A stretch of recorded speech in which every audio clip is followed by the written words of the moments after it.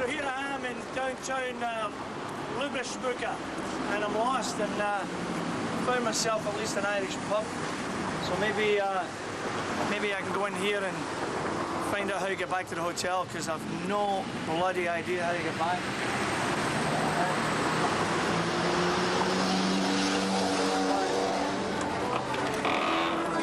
Oh, there's a band! There's a band! A band! A German band, ladies and gentlemen, going on the music, right?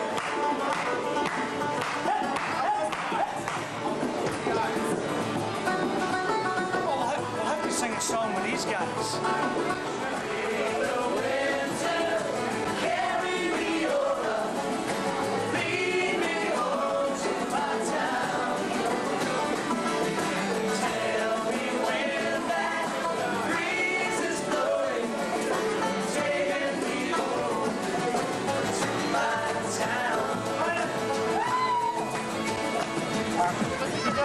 Would you spank me? That just spanks you. Wow.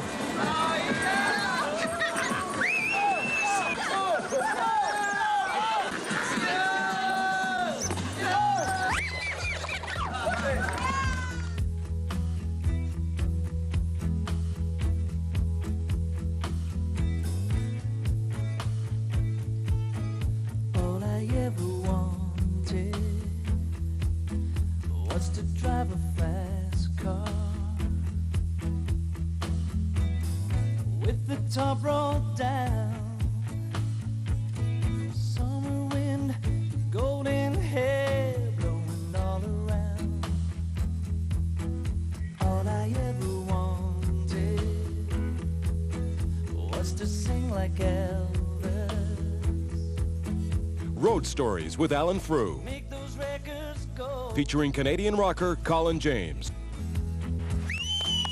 Colin James rocks! Yeah, yeah! Oh, Kim, I'm so excited. Oh, me too. How long till the show starts? 9 hours and 40 minutes.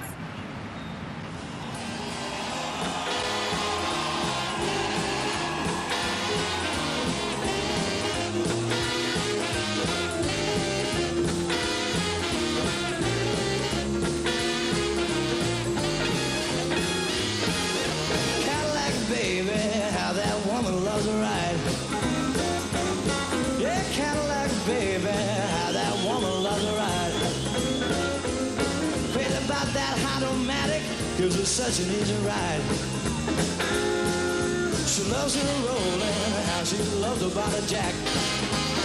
Yeah, crazy about her rolling, how she loves her body jack. Crazy about that easy riding, how she loves that Cadillac. Turn on the radio, cruise on down the avenue. Yeah, turn on the radio, cruise on down the avenue. I'm crazy for my caddy, and she's crazy for my baby too.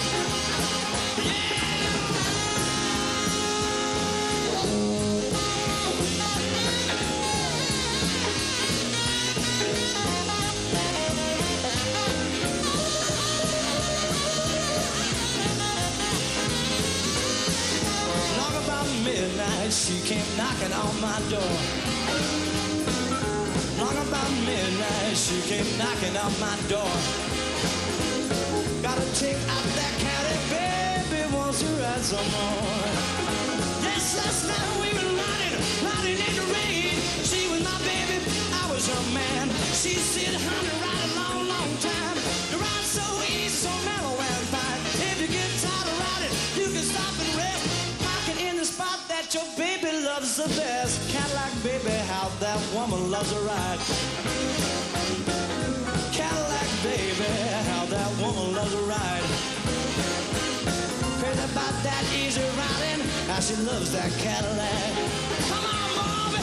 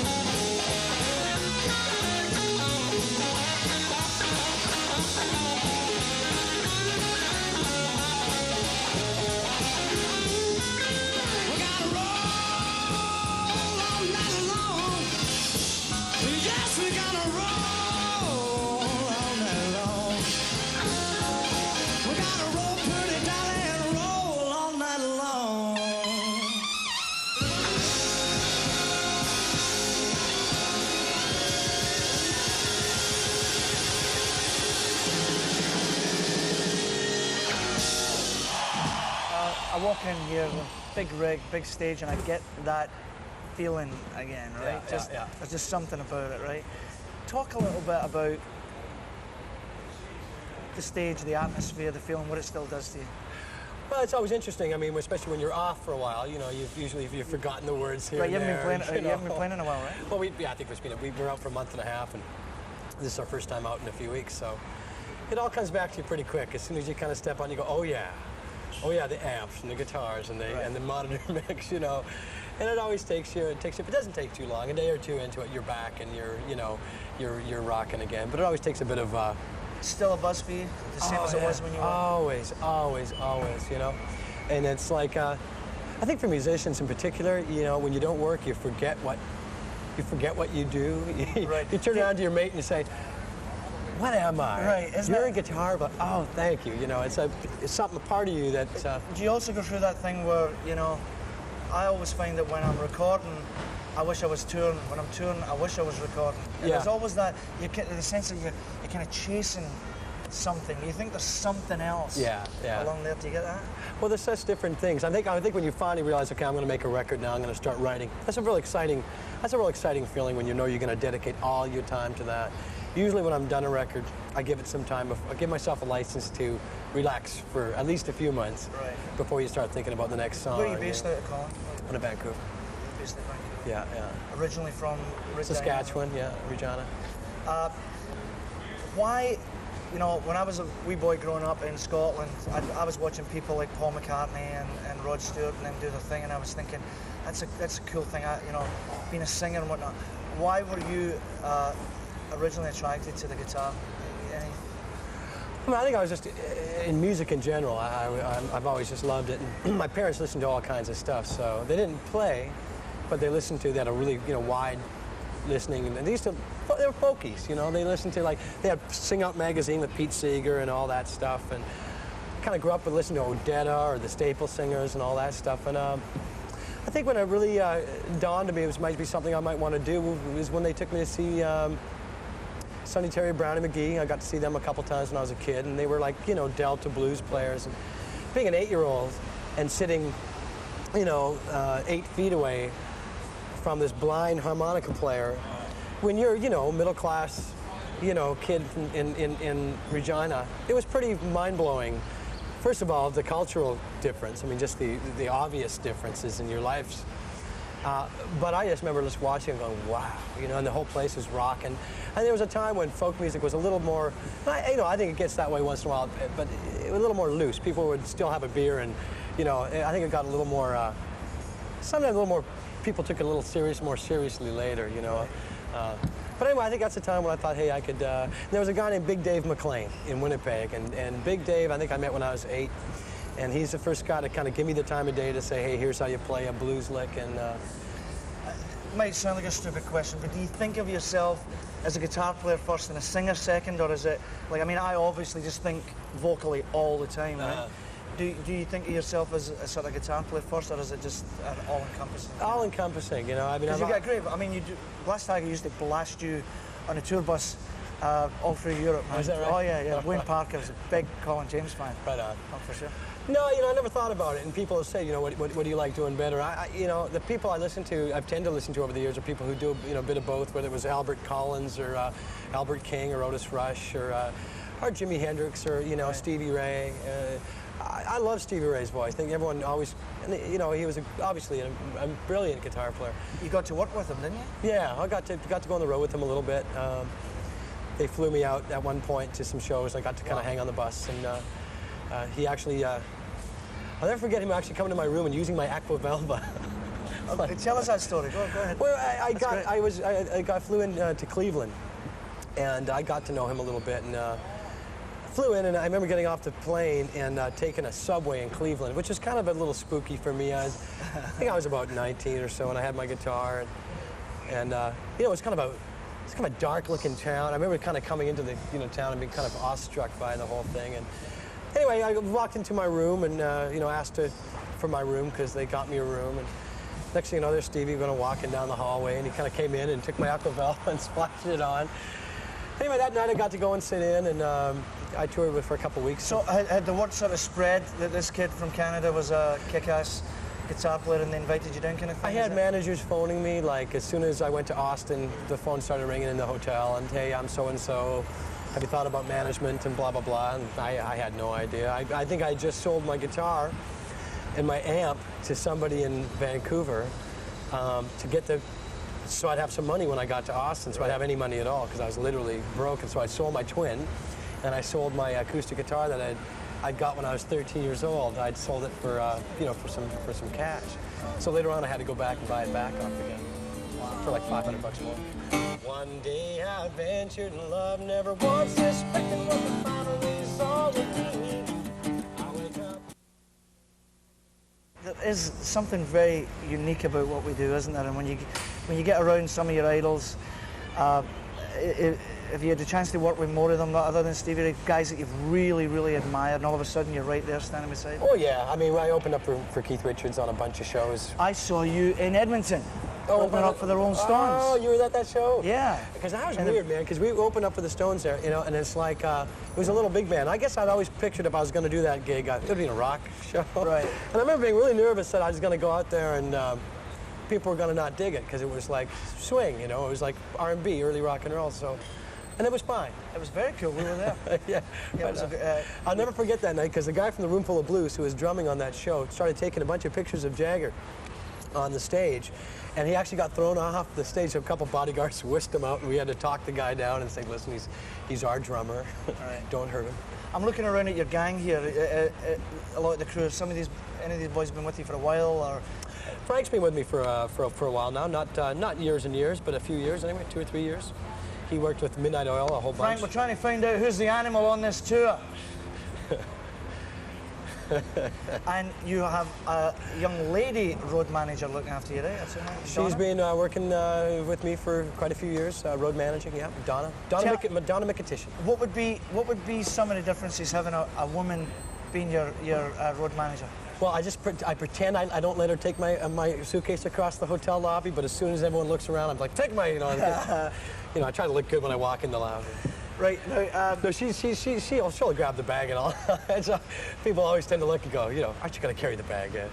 I mean, sometimes, I guess they have. It's still a male-dominated business, right? And they've got to get in there and fight just a little bit harder. She's one of a kind. She's one of those people who, you know, there's not many Donna McAticians out there. She truly is. She loves the road. She loves being out on the road. I think there's a lot of people who get it in their blood, and that's, you know.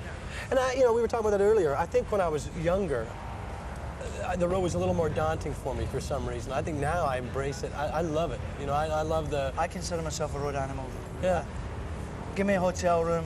As long as I know where I'm going to eat, there's a movie theatre over there, there's a gymnasium over there, I'm a happy boy. Oh yeah, I love it. You know. I was in Germany recently, and I wrote the anthem for the World Hockey Championships. Oh yeah. So I was over there, and they're always, you know, I'm always trying to check out who they know of, you know. Yeah. Now, like, we Nelly Furtado, everybody knows Nelly, yeah, right. But your name came up.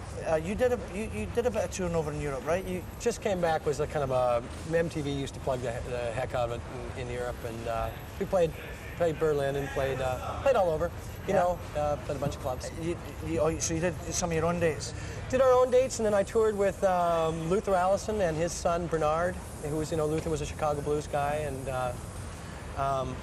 yeah, we did, and we just played our own dates throughout. Did you find any major differences in the, you know, the way the crowds are over there as opposed to North America? It was just funny hearing them sing "Just Came Back" in German. Isn't that wild? You know, I was like, isn't that wild, man? But it's interesting. Sweden was a real proactive. I mean, I always found they were quite a lively audience too. Done any UK stuff?